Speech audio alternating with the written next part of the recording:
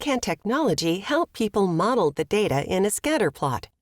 It helps with consistency. It allows different people to come up with the same equation for the line of best fit. What does the y-intercept represent in scatterplot A?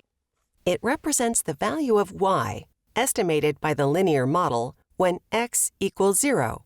When is it reasonable to use this interpretation? When the intercept is near the range of the actual data, it can be reasonable to use this interpretation.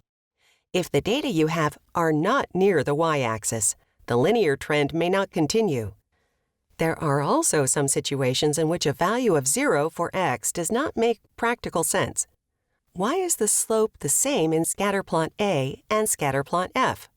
It's the same because the data in scatterplot F are the same as those in scatterplot A, except that the y values for F have all been increased by 4.5 units.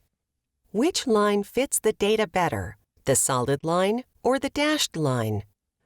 The dashed line fits the data better because its slope and vertical intercept more closely resemble the trend of the data than the slope and vertical intercept of the solid line. Is the dashed line a line of best fit? It's not the line of best fit because it doesn't go through the middle of the data. It should be a little lower on the graph.